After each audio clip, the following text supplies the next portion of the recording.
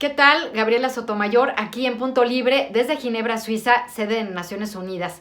Pues esta semana ha sido bastante movida, sobre todo con la Organización Mundial de la Salud y con el Consejo de Derechos Humanos. Entonces, como les tenía prometido, vamos a hablar de cómo va la vacunación en México aquí cada semana. Y bueno, también recordar que hace un año, el 11 de marzo del año pasado, pues es cuando la Organización Mundial de la Salud proclamó la pandemia a nivel mundial y pues aquí estamos después de un año en un camino bastante duro, bastante largo y bastante doloroso para muchas personas que han perdido a sus seres queridos y a los que desde aquí los abrazo. Pues en México hasta este momento se han aplicado 3.587.000 vacunas. Es decir, en esta semana hubo un promedio de 122.000 dosis aplicadas y a este ritmo de vacunación el 70% de la población estará vacunada para el febrero del 2025. Para febrero del 2025 si se sigue con este ritmo de vacunación. Así es que, como hablé con la Organización Mundial de la Salud, todas las semanas hace una conferencia de prensa. A veces es difícil preguntar porque hay muchos periodistas queriendo preguntar sobre sus regiones, pero afortunadamente esta vez tuve suerte y el encargado de emergencias, Mike Ryan, me dice que pues sí, el patrón ha bajado en México de la pandemia, pero que sigue habiendo una transmisión muy activa con unos 10,000 casos y que entonces sí se tiene que aumentar al máximo nivel la vacunación para evitar que haya más hospitalizaciones y que baje sobre todo el ritmo de hospitalizaciones. Entonces, sí necesita México subir el nivel de vacunación y es algo difícil porque pues hay muchos problemas a veces con las farmacéuticas y como sabemos México pues no hizo los acuerdos bilaterales que tenía que haber hecho con antelación, pero de todas maneras pues hay muchas vacunas disponibles por el momento, empieza a haber más circulación y esto es lo que es en este momento y lo que está pasando en México en esta cuestión. Algo que es muy importante es que el día de hoy, viernes 12 de marzo, hablé con Margaret Harris, la epidemióloga de la Organización Mundial de la Salud, y me dice que la organización sigue avalando la vacuna de AstraZeneca. Sabemos que en algunos países de Europa se ha detenido la vacunación de esta vacuna, de AstraZeneca. Han detenido la vacuna por algunas razones. Y, por ejemplo, llama la atención porque en Reino Unido ha sido bastante efectiva. Entonces, le pregunté qué pasa con respecto a América Latina, sobre todo México, en donde se recibieron 5 millones de vacunas AstraZeneca por el mecanismo COVAX. Y entonces me dice que la organización sigue avalando el uso de la vacuna AstraZeneca. Es una vacuna efectiva. No se ha registrado hasta ahora una muerte después de haber aplicado una vacuna, ni una reacción demasiado grave. Entonces, el Organismo de Salud de Naciones Unidas sigue avalando el uso de esta vacuna, así es que no se lo pierdan de vista y ténganlo muy en cuenta.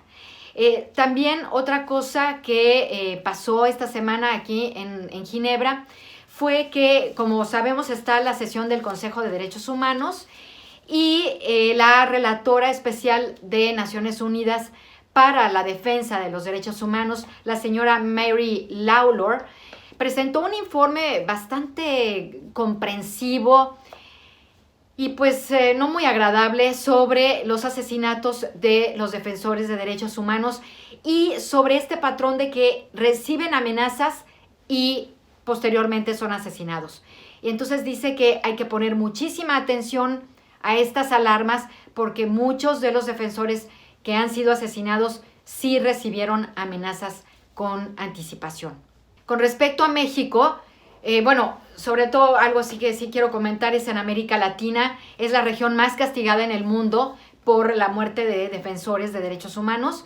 Del 2015 al 2019 se han asesinado a unas 1,323 personas defensoras y muchísimos de ellos que son defensores de la tierra y del medio ambiente. Este es un patrón que también sucede en México. en donde en los gobiernos, en el gobierno actual, vamos a decir, desde que tomó posesión el presidente Andrés Manuel López Obrador, se ha registrado el asesinato de al menos 54 defensores de derechos humanos. Esto en la más absoluta impunidad, y también este patrón de impunidad para los asesinatos de defensores viene desde los sexenios anteriores, desde los asesinatos, desde el Felipe Calderón hasta Enrique Peña Nieto. O sea que sí es un patrón que se ha seguido en México en la más absoluta impunidad, y es urgente que el Estado garantice la protección de los defensores de derechos humanos en el país. ¿Qué pasó aquí en el Consejo? Pues el gobierno de la 4T dijo que tenía un gran compromiso con los defensores de derechos humanos en México, que sobre todo había reforzado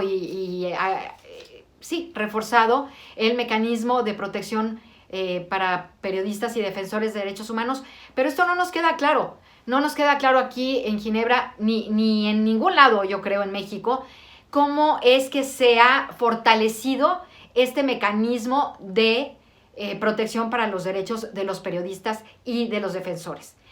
Porque sabemos que en octubre se anularon, se eliminaron por órdenes del presidente, pues se anularon 109 fideicomisos, y de esos fideicomisos había un fideicomiso independiente que era el que proveía de fondos económicos a este mecanismo, pero por lo pronto hasta este momento no se sabe qué pasó, porque este mecanismo ahora depende de la Secretaría de Gobernación.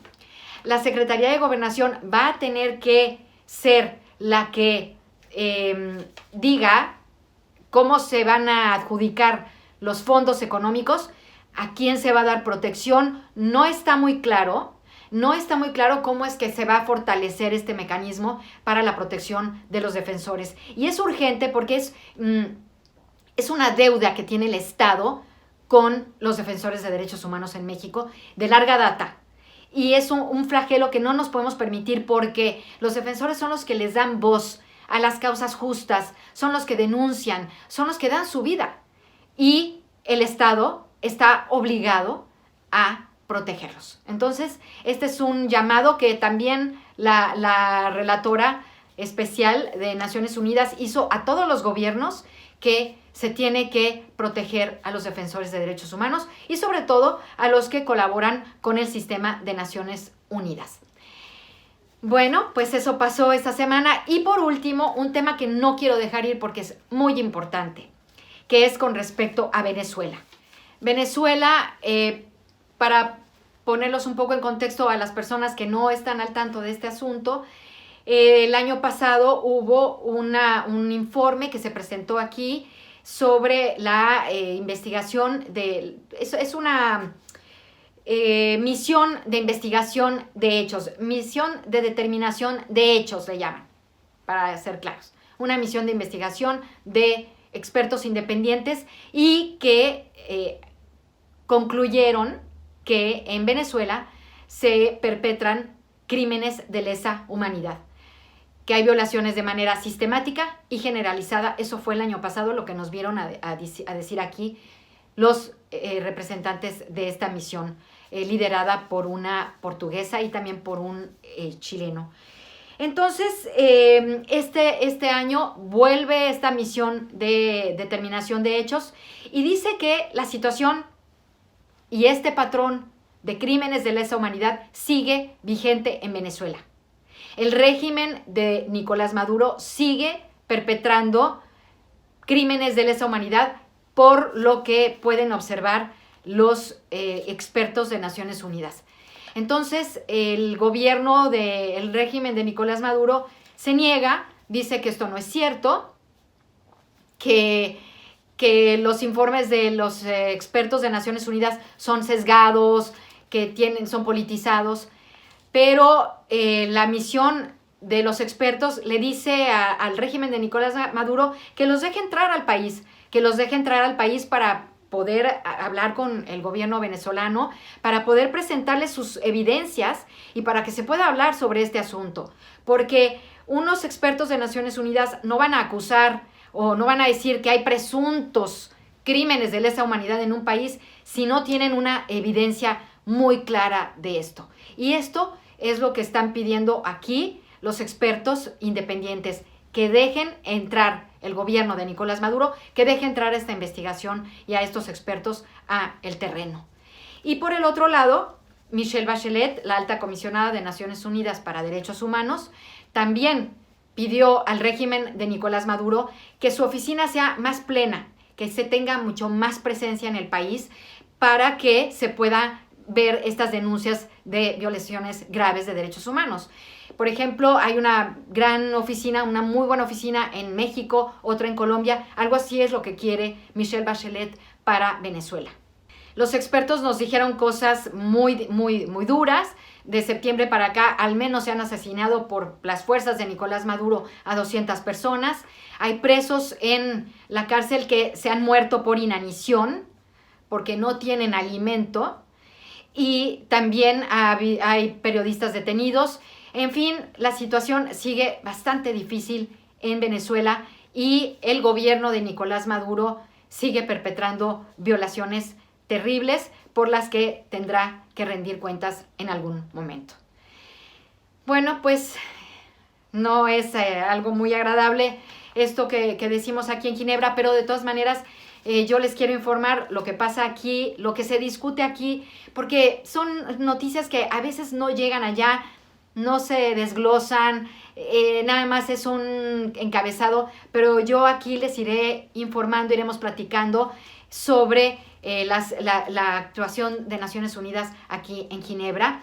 Y si tienen alguna recomendación, algo que quieran que hablemos, pues por favor pónganmelo en mi canal de YouTube o en mi cuenta Twitter, en mis redes. Díganme qué es lo que ustedes quieren saber sobre lo que pasa aquí o sobre alguna cuestión muy puntual o alguna denuncia que tengan en México o en otro país de América Latina. Bueno, pues por mi parte es todo aquí en Punto Libre. Muchísimas gracias por su atención y nos vemos a la próxima con el conteo de las vacunas para México, por supuesto, y con muchas cosas más. Hasta la próxima, buen fin de semana y cuídense mucho. Estén sanos y sean felices.